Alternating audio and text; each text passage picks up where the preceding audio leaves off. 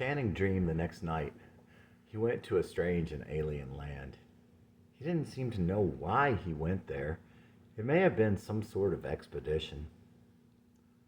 As a boy, I wanted to be an explorer. I guess I should say, as a boy, I was an explorer. And so, if an explorer was me, then I am an explorer. He remembered documenting what he found there. He had created a large chart with 5 categories, each with a representative picture. 4 of the 5 categories were normal ones. The 5th was dinosaurs. As a boy, too, I was fascinated by dinosaurs. Carolyn and I played dinosaurs when we were little. This, of course, attracted questions and skepticism. The picture for this category was a coiled worm, a thick-bodied worm, almost snake-like. You could not see the head. It was almost like a cast of soft ice cream or one of those fake plastic dog poop piles that young boys got at novelty shops, and of that same rather sickly color. The next thing he remembered was being somewhere, maybe a hotel room, with his wife. Somehow there was a huge parasitic worm in the room with them, perhaps 2 feet long. It seemed to swim in the atmosphere.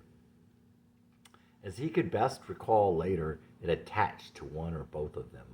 Channing somehow knew that these worms bit you. Each time they bit you, they released 56 larvae into your bloodstream.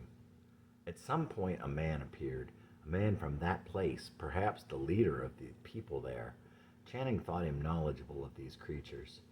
Channing was trying to figure out how to kill them.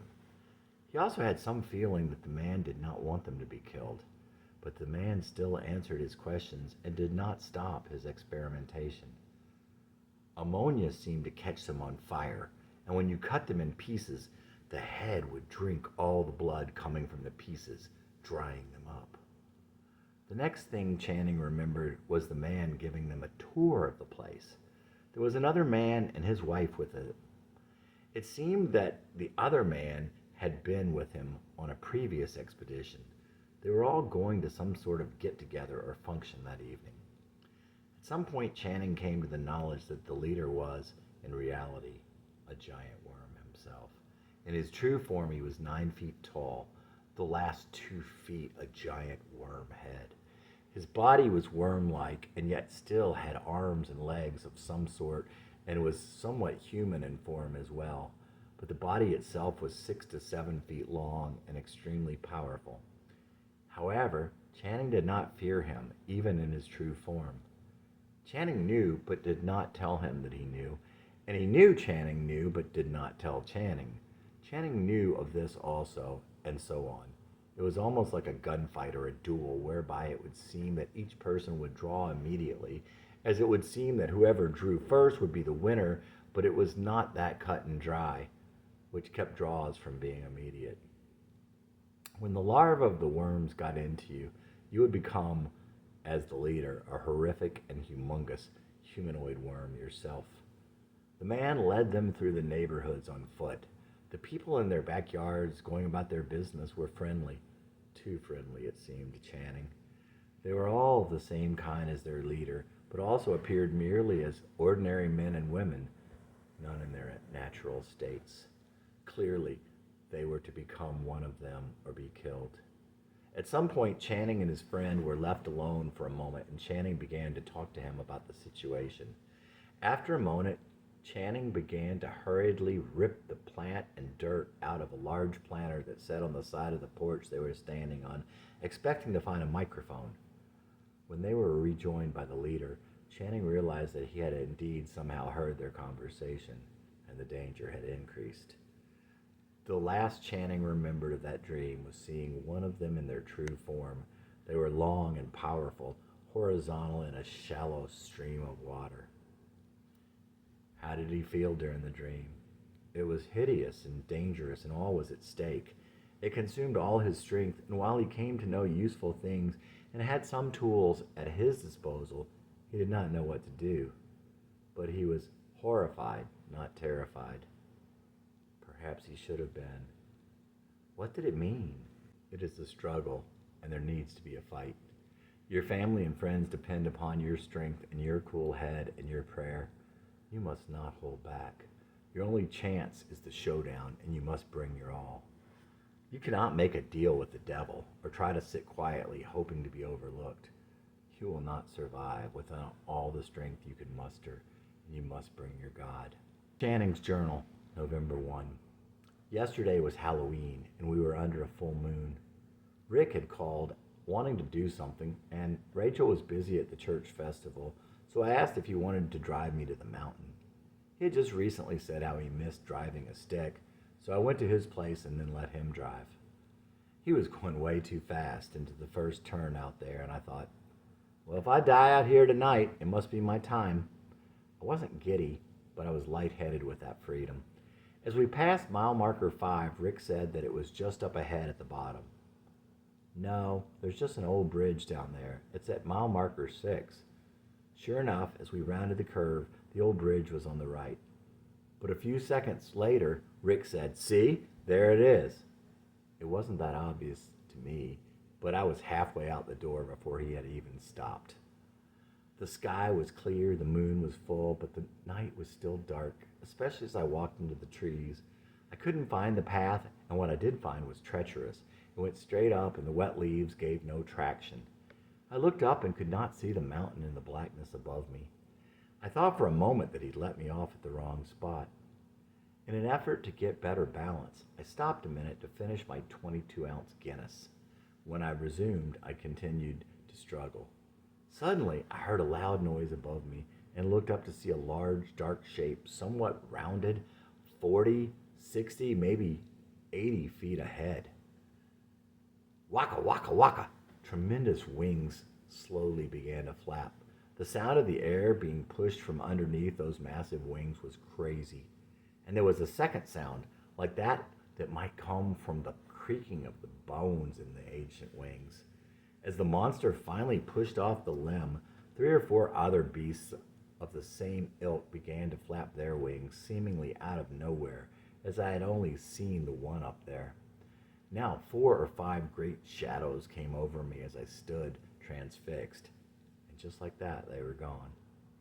My mind, trying to put an image to the giant fearsome shapes, came up with a great humanoid bat demon from a horror film. A group of demons on a dark Halloween night, and I alone in the woods on the side of a mountain. I got on my knees and prayed to God for protection. I got up and tried to call Rick. I heard nothing, and after a few seconds looked down at the screen. Out of range. I began again to climb, fallen limbs bruising and cutting my shins. Suddenly and without warning, I heard the fearsome sound again and looked to see another dark mass high in the tree above me. Again, it seemed to be flying off toward the ridge across the road instead of down to attack me. This time I tried as hard as I could to see the beast. Even though half of the leaves were gone and the moon was full, I had to move from side to side to look around the trees between me and where the road had been. But as soon as its shadow moved far enough from directly overhead that I should have been able to make out its form, it had vanished, and once again the sound was gone as well. After a moment, I resumed my solitary walk. It seemed I had found something of a path and became convinced I was in the right place. I don't know why I hadn't recognized it at first that night.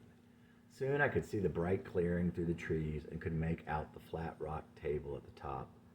As always, I was surprised at how short the walk up was. No matter how many times I climbed it, I always remembered it being farther. I was making a lot of noise, tripping through the leaves and undergrowth, knowing I had no chance of sneaking up on what might be up there. At last I reached the summit and found myself alone. No one ever went up there anymore. Only the shining of the tiny fragments of glass gave testimony to the temple of revelry this once was. I reached again for my cell phone. This time I dialed Brett. The call went through, but I only got his voicemail. Brett, oh my gosh, I'm at the mountain and I just saw something. I think they were demons. What kind of bird could have been roosting in trees 40 or 60 feet up that would make such a tremendous sound? Waka, waka, waka. The sound of just the wind their wings made was deafening. I thought of vultures and of wild turkeys, but there was no way wild turkeys could have that kind of wingspan. I mean, they had to be 6 to 8 feet across.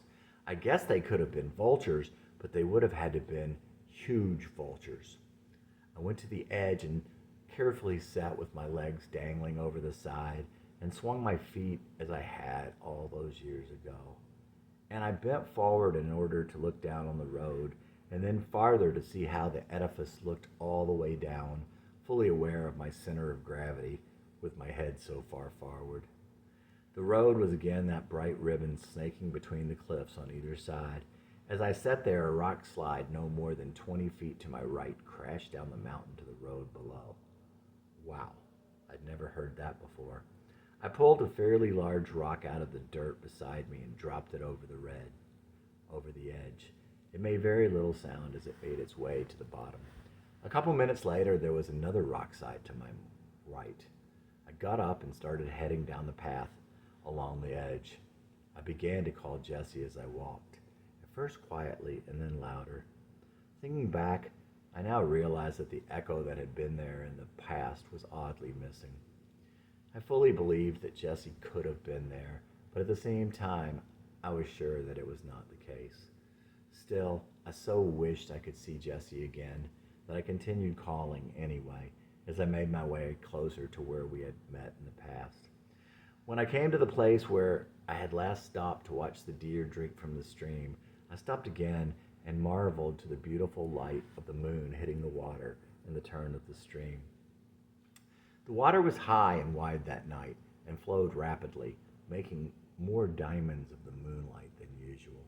After a few minutes, I felt I had gathered all that there was up there for me that night and returned to the path, called Rick, and met him back at the trailhead.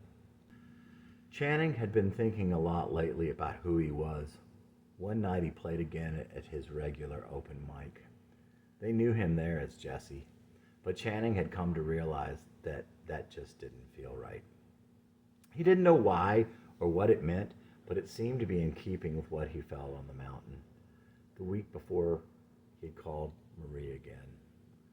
Channing was driving and he started thinking about the time all those years ago when he had been mean to her, and then how she had followed him into the bar anyway, even after her friend told her not to go in after him. He kept thinking about what she had said when he asked her why she had done that, how she told him that she had thought at the time, I guess he is just desperate for attention. There was definitely something he needed, and she knew it, and she gave him all she could. He had an overwhelming desire to thank her for that, so he called Marie, and he told her. She told him she didn't remember saying that to him, even though it had only been a couple months ago. Channing also told her that he was sorry that he was half crazy and a pain in the butt. After a pause, she said, I'm not going to argue with you about that. Channing knew Marie was through with him, and he was heartbroken. They had been talking a little on Facebook, or at least he had been messaging her on Facebook, and they had occasionally sent each other music videos. But after she'd called him about the journal, it was obvious that the string was broken. Channing sent her another message. Why don't you block me? She did. And he texted her and asked her why. You told me to. He messaged her again, but there was radio silence. With text messaging, you can't even know if the person receives your message, or if you were blocked there also. It would be years before he would learn the term ghosting. A few days later, he sent Carolyn an email through Facebook asking her, oh, come on, be my friend again, and saying also to her, I'm really sorry I'm half crazy and a pain in the butt. It had been 10 years since he had last heard from her. He didn't really expect a response, but this time she wrote back, okay, I think you really are half crazy and definitely a pain in the butt. How are you and your family doing anyway? Later in the week, Rachel said, oh my God. Later in the week, Rachel simply said, you're crazy. The night before open mic, she told him something else.